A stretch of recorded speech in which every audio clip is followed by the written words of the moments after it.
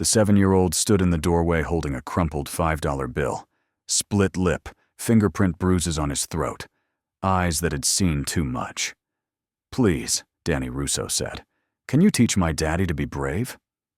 15 Harley Davidsons had just pulled into Mel's Roadhouse, the Iron Cross Motorcycle Club's usual Saturday spot. Nobody expected this. Diesel Morrison, club president, crouched to the boy's level. "Where are your parents, son?" "Mama's at home. She can't leave because of what Daddy did last night." The bar went silent. Daddy used to be brave. He used to tell bad guys at work to stop. But then he got scared. When Daddy gets scared, he gets angry. And when he gets angry, the bruises said everything. "What does your daddy do?" "He's a police detective." The temperature dropped 20 degrees. Danny's mother, Maria, had called police 3 times in 4 months. Each time, they saw Anthony Russo, detective, 15 years on the force, with his badge and smile. They believed him. Domestic dispute. No evidence. Maria tried leaving once, made it to her sister's apartment. Anthony found them in 6 hours. His police connections made hiding impossible. "You embarrassed me," he'd said. "Do that again, and I'll make sure you never see the boy. I know judges. I know lawyers. You're just a waitress. Who will they believe?" Last night, Anthony went after Danny for the first time. "I wet the bed," Danny whispered. "Daddy said only babies do that. He said he'd teach me to be a man." This morning, while Anthony slept off his hangover, Danny slipped out. He'd walked 2 miles to find the bikers from the cancer parade. Their vests said, "Protect the innocent." He'd saved $5 from his birthday. "I thought you could teach Daddy to be brave again, so he stops hurting Mama." Bear, a massive ex-Army Ranger, turned away. His sister had been married to a cop once. Tragic fall down the stairs. Investigation closed in 48 hours.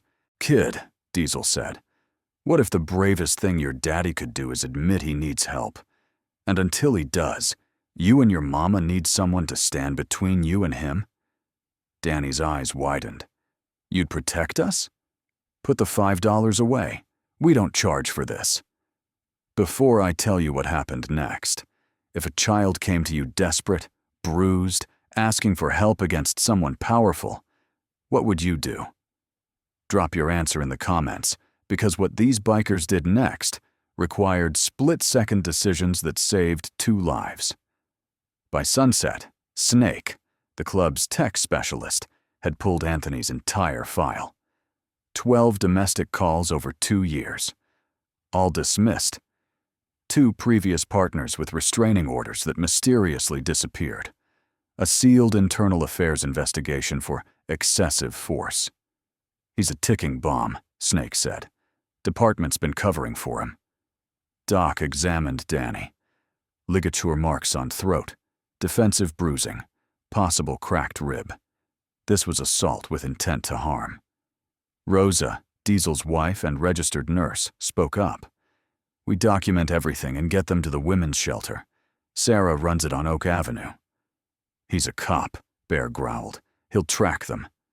"Then we make him too busy to look," Diesel said. "Everything legal. But Detective Russo's about to learn what it feels like when 15 motorcycles follow you to work every day." They found Maria wearing sunglasses indoors, long sleeves in August heat. When she saw Danny between Diesel and Rosa, something broke. "Oh God, what did you do?" She froze, seeing motorcycles lining the street. "He's a detective. We know what he is," Rosa said gently. "And what he's done. May we come in?" Inside, Rosa photographed every injury. Doc examined them both. Evidence of months of abuse, carefully hidden. "He said he'd kill me if I left again," Maria whispered. "Make sure Danny went into the system. I'm just a waitress. Nobody would believe me." "They'll believe this," Snake said, showing the compiled file. Maria's hands shook. "I don't feel brave." "You are," Danny said suddenly. Everyone turned. The 7-year-old looked at his mother with fierce love. You stayed. You protected me. That's brave.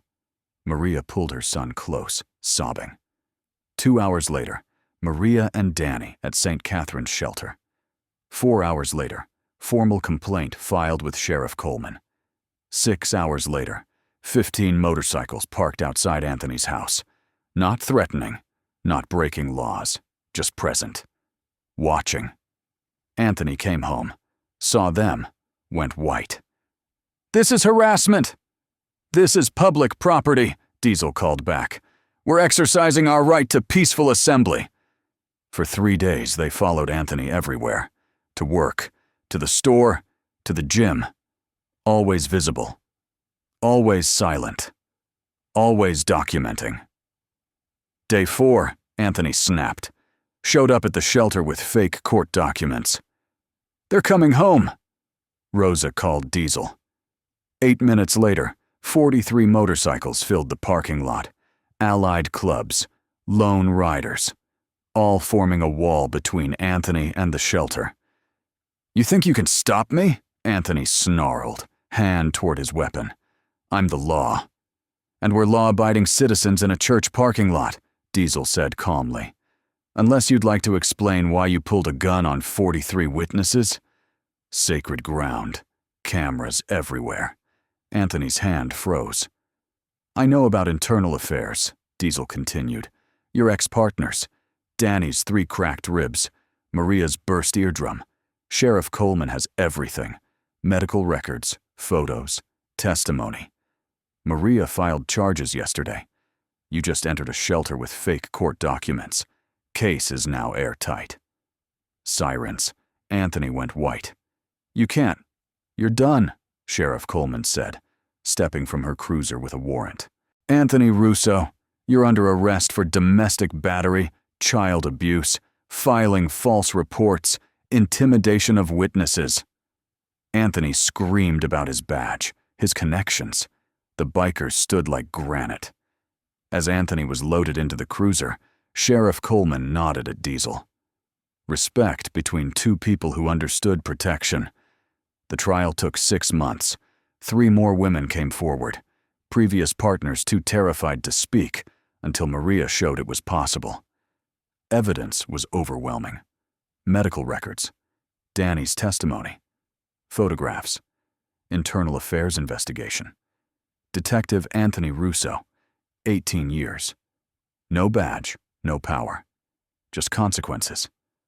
Maria and Danny stayed at the shelter 2 months before Rosa helped them find an apartment. Iron Cross visited every Saturday. Groceries, repairs, company. Danny started drawing again. Dinosaurs first, then motorcycles. He drew Diesel's bike with careful detail. "Can I ask you something?" Danny handed him the drawing. "Anything, kid." "You didn't teach my daddy to be brave. You taught me." "Why?" Diesel knelt down like that or day. "Your daddy had chances to choose love over fear every day. He made his choices. But you walked 2 miles by yourself to ask for help. You chose to protect your mama even though you were scared. That's the bravest thing I've ever seen." "So, I'm not a baby for being scared? Being scared and doing the right thing anyway? That's what brave means." Danny helped at the Iron Cross toy drive, handing presents to shelter kids, children like him, escaping darkness, learning safety was possible. Maria watched her son laugh for the first time in over a year. She was studying nursing with Rosa's help, building something new. Every Saturday, motorcycles rumbled past their apartment. Danny would run to the window and wave. 43 riders would honk back. The $5 bill Danny offered that first day, framed in Diesel's repair shop. Below it, "For teaching my daddy to be brave. Danny, age 7. Diesel never corrected it. He'd tell customers about the little boy who walked into darkness to save his family. How sometimes the people you trust most hurt you. How sometimes dangerous-looking strangers teach you what family means. 2 years later, Danny wore a miniature leather vest. 9th birthday gift. On the back, protected. The kid who asked us to teach his dad to be brave ended up being the bravest person in the room, Bear said. Maria had her nursing certification, working at St. Mary's, where Iron Cross did cancer parades. Anthony would be eligible for parole in 14 years. But if he got out, if he came looking, he'd find something different. A boy who learned real strength is about who you protect, not who you hurt. A woman who discovered courage is living despite fear. And 15 motorcycles, or 43, or 100, ready to remind him bullies only win when good people look away.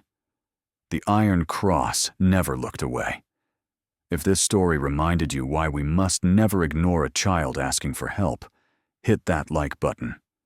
Tell us, would you have the courage to stand against someone powerful to protect the powerless? Subscribe for more stories about people who refuse to let evil win. These stories need people like you to share them. Sometimes the scariest-looking people have the gentlest hearts. Sometimes justice requires engines and leather.